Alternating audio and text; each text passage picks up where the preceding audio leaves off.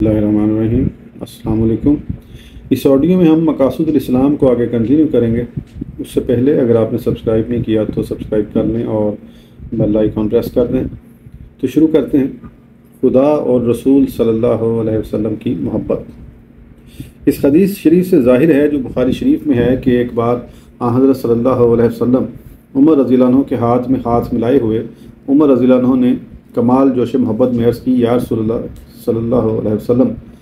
قسم خدا کی میں آپ کو سوائے اپنی ذات کے ہر چیز سے زیادہ دوست رکھتا ہوں۔ ارشاد ہوا کہ جب تک میری محبت اپنی ذات سے کسی کو زیادہ نہ ہو اس کو ایمان ہی نہیں۔ عمر رضی اللہ عنہ نے عرض کی کہ قسم ہے خدا کی جس نے آپ پر کتاب نازل کی، میں آپ کو اپنی ذات سے بھی زیادہ تر محبوب رکھتا ہوں۔ فرمایا الان یا عمر رضی، یعنی اب تمہارا ایمان پورا ہوا۔ اگرچہ اس حدیث شریف میں صرف حضرت صلی اللہ علیہ وسلم کی محبت کا ذکر ہے، مگر چونکہ حضرت محمد صلی اللہ علیہ وسلم کی محبت کا منشا حق تعالیٰ کی محبت ہے، اس لیے یہی حدیث دونوں محبتوں کے استدلال میں کافی ہو سکتی ہے۔ ابن تیمیہ رحمہ اللہ نے الصارم المسلول میں بعض حقوق خدا اور رسول صلی اللہ علیہ وسلم کے بیان کر کے لکھا ہے۔ غرض اس حدیث شریف سے ظاہر ہے کہ اہل اسلام کی محبت بڑھانے پر اہل اسلام حضرت محمد صلی اللہ علیہ وسلم کی محبت بڑھانے پر مامور و مجبور ہیں، کیونکہ عمر رضی اللہ عنہ نے ابتدا میں جس مقدار محبت کی خبر دی تھی وہ کافی نہیں سمجھی گئی، اس لیے انہوں نے اختیار سے اپنے نفس پر جبر کر کے جو کسر باقی تھی نکال دی۔ یہاں یہ امر غور طلب ہے کہ محبت ایک کیفیت قلبی ہے، اس پر زیادتی و کمی اختیار سے کیوں کر ہو سکتی ہے، کیونکہ اندرونی کیفیات پر تو آدمی کا تصرف ہی نہیں چل سکتا۔ مثلا بھوکا اگر چاہے کہ بغیر سبب خارجی کے بھوک جاتی رہے تو ممکن نہیں، اور صرف زیادتی و کمی کی خواہش کرنے یا طبیعت پر جبر کرنے سے موجودہ بھوک کے وجدان میں فرق نہ آئے گا، جب تک اس کے کم یا زیادہ ہونے کے اسباب خارج سے نہ پیدا کیے جائیں۔ مثلا کچھ کھا لینے سے کم اور نہ کھانے سے زیادہ ہو جائے گی۔ مواہب لدینہ میں علامہ کستلانی نے خطائی کا قول نقل کیا ہے کہ یہاں مقصود حسب اختیاری ہے، جب طبی نہیں جو اختیار سے خارج ہے۔ علامہ زرقانی رحمہ اللہ نے اس کی شرح میں لکھا ہے کہ حب اختیاری مقتضائے عقل ہوتی ہے، گو خلاف تباہ ہو، جیسے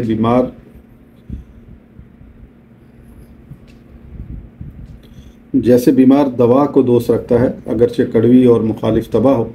اور مواہب میں امام نوری رحمۃ اللہ کا قول نقل کیا ہے کہ مقصود یہاں یہ ہے کہ نفس مطمئنہ کو نفس امارہ پر غالب کر دیا جائے، جس سے حضرت صلی اللہ علیہ وسلم کی محبت تمام اشیاء سے بلکہ اپنے نفس سے بھی زیادہ ہو جائے گی، اور نفس امارہ کا غلبہ ہو تو یہ ممکن نہیں۔ اور اسی میں لکھا ہے کہ قاضی ایاز رحمہ اللہ نے ایمان میں محبت شرط ہونے کی یہ وجہ لکھی ہے کہ محبت لازمہ عظمت ہے، یعنی جس کے دل میں نبی صلی اللہ علیہ وسلم کی عظمت ہوگی اس کو محبت بھی ہوگی، اور محبت نہ ہونے سے سمجھا جائے گا کہ اس کے دل میں عظمت نہیں، اور نبی صلی اللہ علیہ وسلم کی عظمت دل میں نہ ہونا کفر ہے۔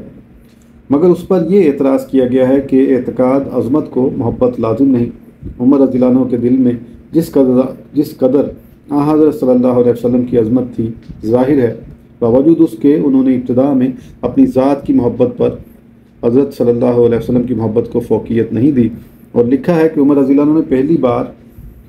حب طبی کی خبر دی تھی جو اپنے نفس کے ساتھ تھی، اور حضرت صلی اللہ علیہ وسلم کا مقصود یہ تھا کہ حب اختیاری کی ضرورت ہے، چنانچہ انہوں نے ایسا ہی کیا کہ دلائل اپنے دل میں قائم کر کے فوراً ترجیح محبت کی خبر دی۔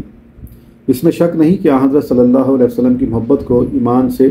بڑا ہی تعلق ہے، اس لیے کہ بہت سے آیات و احادیث ایسے ہیں کہ ان پر کامل ایمان ہو تو محبت کی زیادتی ضرور ہوگی۔ مثلا آیت شریفہ وما ارسلناک الا رحمۃ للعالمین، اگر آدمی اسی میں غور کرے اور اس کو یقین ہو جائے کہ حضرت صلی اللہ علیہ وسلم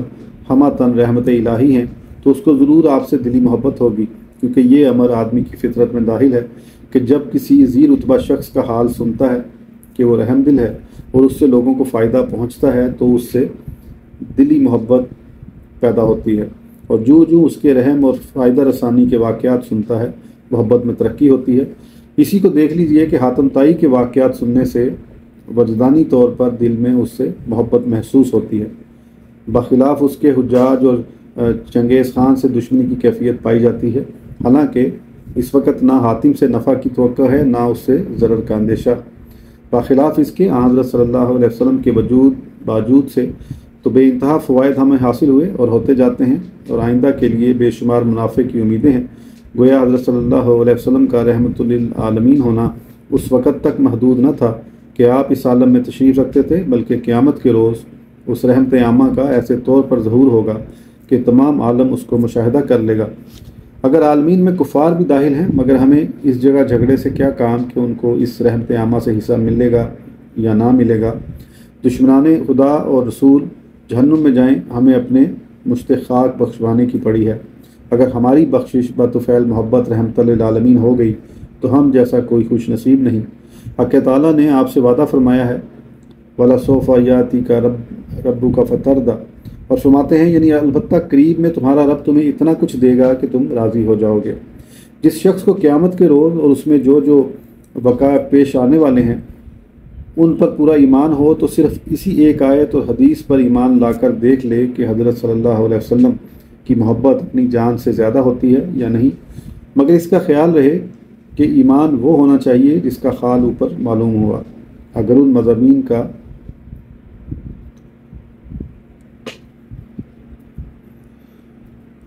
مضامین کا ظہور ہو گیا ہو تو پھر ایک نظر اس پر ڈال لی جائے تاکہ حقیقت ایمان پیش نظر اور متحقق ہو جائے۔ صحیح حدیثوں سے ثابت ہے کہ قیامت کے روز شان قہاری اور غضب الہی کا ظہور ایک ایسی غیر معمولی طور پر ہوگا کہ اس کے پہلے نہ کبھی ہوا تھا اور نہ بعد ہوگا۔ دیکھیے، پہلے تو خدا کا غضب الامان، اس پر غضب بھی کیسا کہ ازل سے اس وقت تک ویسا ہوا ہی نہیں، نہ نوح علیہ السلام کے وقت، نہ اور کبھی، اور نہ اس کے بعد ہوگا۔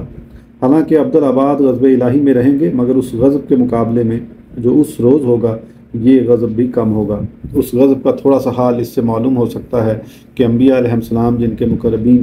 بارگاہ الہی ہونے میں ذرا بھی شک نہیں،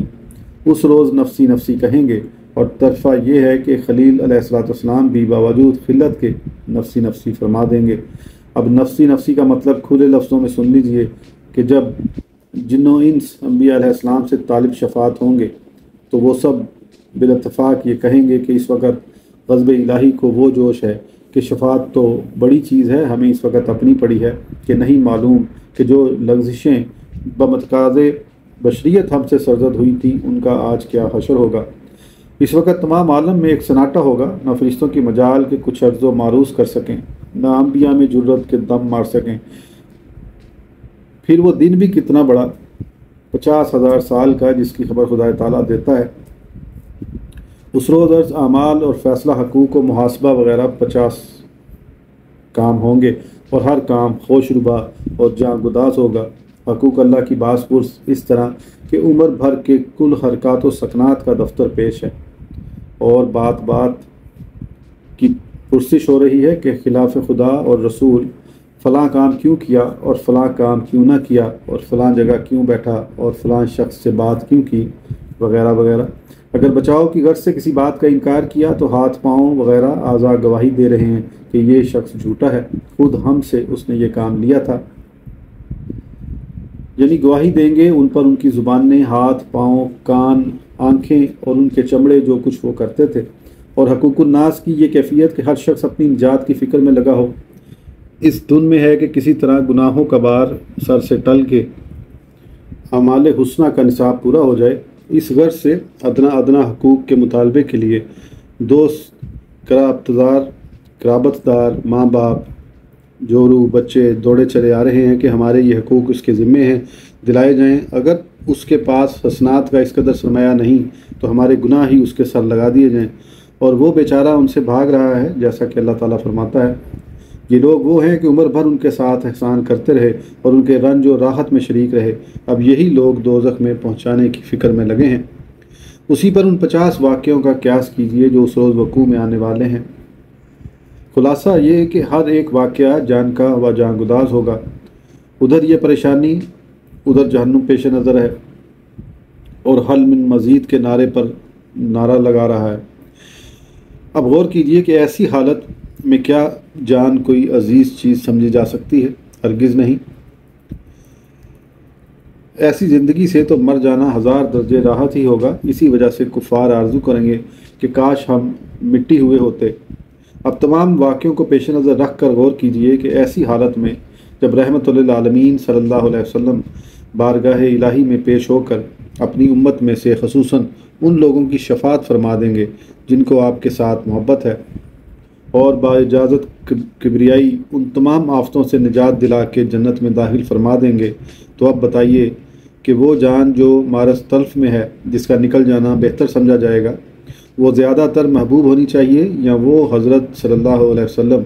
جو اس جان کو عبدالآباد کے بے انتہا مصائب سے بچا کر عبدالآباد کے لذات میں پہنچانے والے ہیں؟ مگر یاد رہے کہ جان سے زیادہ محبت اسی وقت ہوگی کہ ایمان امور مذکورہ بالا سے کامل طور پر ہو۔ مقصود حضرت صلی اللہ علیہ وسلم کا اس حدیث شریف سے یہ تھا کہ کمال ایمان کی شناخت بتلا دیں کہ اگر جان سے زیادہ محبت ہو تو سمجھ جائیں کہ ایمان کامل ہے، ورنہ اس کی تکمیل کی فکر کریں۔ اس پر بھی اگر کوئی حضرت صلی اللہ علیہ وسلم سے محبت نہ رکھے تو حضرت صلی اللہ علیہ وسلم کا اس سے کوئی نقصان نہیں، اس نے اپنا ہی نقصان کیا۔ اور دوسری وجہ ضرورت محبت کی یہ ہے کہ وہ آدمی کی فطرت میں داخل ہے کہ جس سے زیادہ محبت رکھتا ہے اس کی بات مانتا ہے، اور جس کام کے کرنے یا نہ کرنے کو وہ کہتا ہے اس کی اطاعت کرتا ہے۔ چنانچہ بزرگوں نے لکھا ہے، اسی وجہ سے ہر شخص کو اپنے سچے دوستوں پر وثوق اور اس بات کا افتخار ہوتا ہے کہ ہم اپنے دوستوں سے جو کچھ کہیں گے، کیسا ہی وہ مشکل کام ہو، اس کو وہ انجام دیں گے، اور وجدانی طور پر دوست کی محبت کا اندازہ کر سکتا ہے کہ اپنے احباب میں کون سچے دل قابل وثوق دوست ہیں اور کون ریائی اور غرضی۔ غرض کہ جس کے ساتھ کامل محبت ہوتی ہے اس کی مخالفت کسی امر میں ہو ہی نہیں سکتی، کیونکہ مخالفت دشمنی کا لازمہ ہے۔ انتہائی درجے کی محبت کسی سے ہو تو اس کے کہے پر جان بھی دینا آسان ہو جاتا ہے۔ یہ تو اکثر دیکھا گیا ہے کہ جس کو اپنی بیوی کے ساتھ زیادہ محبت ہوتی ہے تو اس کے حکم کے مقابل میں اپنے ماں باپ کے حکم کی کچھ پرواہ نہیں کرتے، بلکہ ان کا دشمن ہو جاتا ہے، حالانکہ ان کے حقوق اور احسانات ایسے ہیں کہ ان کا انکار کر سکے، ایسے نہیں کہ ان کا انکار کر سکے، مگر اس محبوبہ کی محبت کا یہ اثر ہے کہ وہ حقوق میں کان لم یکن ہے۔ ہر چند تقاضۂ فطرت انسانی یہ تھا کہ والدین سے دشمنی یا مخالفت نہ ہو سکی، مگر محبوبہ کی محبت نے اس کو آسان کر دیا۔ اب غور کیجئے کہ مومن کو کسی کے ساتھ اگر اتنی محبت ہو کہ اس کے حکم کے مقابلے میں اپنے نبی صلی اللہ علیہ وسلم کے حکم کو نہ مانے تو کیوں کر کہا جائے کہ اس کا ایمان کامل ہے۔ اسی طرح اگر نفس کوئی حکم کرے اور نبی صلی اللہ علیہ وسلم کا حکم اس کے خلاف میں ہو تو مومن کا فرض منصبی کیا ہونا چاہیے؟ آیا نفس کا حکم مانے یا نبی صلی اللہ علیہ وسلم کا؟ یہ تو کوئی مسلمان نہیں کہہ سکتا کہ نبی کا حکم نہ مانے گا، مگر جب اپنے نفس کی محبت نبی صلی اللہ علیہ وسلم کی محبت سے زیادہ ہوگی تو اکثر نفس ہی کی بات چل جائے گی، جس سے نبی صلی اللہ علیہ وسلم کی مخالفت اکثر ہوا کرے گی۔ اس لیے حضرت صلی اللہ علیہ وسلم نے فرمایا کہ ہر مومن کو ضرور ہے کہ اپنے ماں باپ، اولاد اور تمام لوگوں سے، بلکہ اپنے نفس سے بھی زیادہ محبت میرے ساتھ رکھے، تاکہ حضرت کے حکم کے مقابلے میں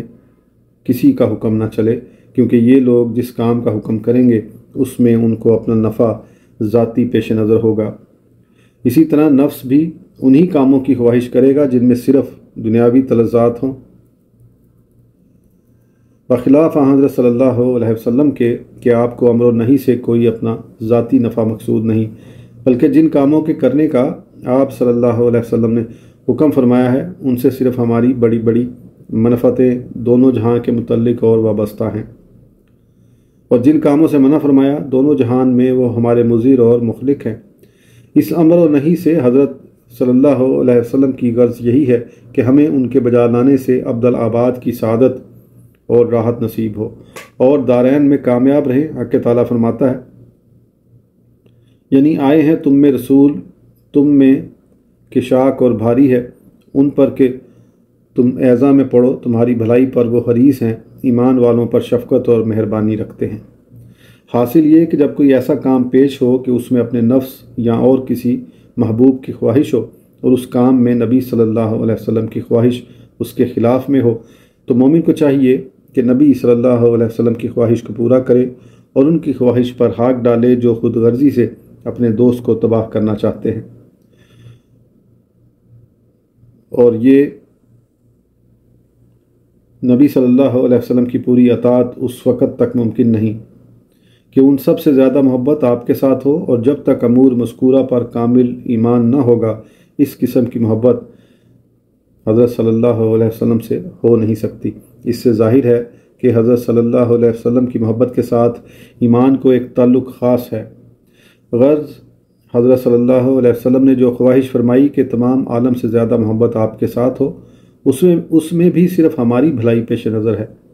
اب ہمیں ضرور ہے کہ اگر اس قسم کی محبت اپنے میں پائیں تو شکر الہی بجا لائیں، ورنہ دعا کریں کہ الہی ہمیں حضرت صلی اللہ علیہ وسلم کی ایسی محبت عطا فرما کہ آپ کی اطاعت ہم پر آسان ہو جائے اور اس کے مقابلے میں ہم سے نہ اپنے نفس کی اطاعت ہو سکے نہ اور کسی محبوب کی۔ اب حضرت صلی اللہ علیہ وسلم کی اطاعت کا حال سنیے۔ حق تعالیٰ فرماتا ہے، یعنی کہہ دو اے محمد صلی اللہ علیہ وسلم، اگر تم اللہ کو دوست رکھتے ہو تو میری اتباع کرو، جس سے تم اللہ کے محبوب ہو جاؤ گے۔ سبحان اللہ، حضرت صلی اللہ علیہ وسلم کی اطاعت کیسی باوقت چیز ہے کہ محبوب الہی بنا دیتی ہے۔ دیکھیے یہاں بھی وہی بات ہے جو اوپر مذکور ہوئی کہ جس کے ساتھ آدمی محبت رکھتا ہے اس کی اطاعت کرتا ہے۔ اسی وجہ سے حق تعالیٰ نے ان لوگوں کو جو دعوے محبت رکھتے تھے گویا یہ فرمایا کہ اگر تمہیں محبت ہے تو ضرور ہے کہ اس کے آثار نمایاں ہوں گے، یعنی ہماری اطاعت کرو گے، اور ہماری اطاعت یہی ہے کہ رسول اللہ صلی اللہ علیہ وسلم کی اطاعت کرو، جیسا کہ حق تعالیٰ فرماتا ہے وَمَن يُطِعِ الرَّسُولَ فَقَدْ أَطَاعَ اللَّهَ، یعنی جس نے رسول صلی اللہ علیہ وسلم کی اطاعت کی اس نے یقیناً اللہ کی اطاعت کی۔ یہاں ایک اور بات معلوم ہوئی کہ حق تعالیٰ کو منظور ہے کہ حضرت صلی اللہ علیہ وسلم کے ساتھ بھی مسلمانوں کو کامل محبت ہو، کیونکہ ابھی معلوم ہوا کہ پوری اطاعت اس وقت تک نہیں ہو سکتی کہ کامل طور پر محبت نہ ہو، اور حق تعالیٰ نے اپنی اطاعت کو حضرت صلی اللہ علیہ وسلم کی اطاعت میں منحصر فرما دیا۔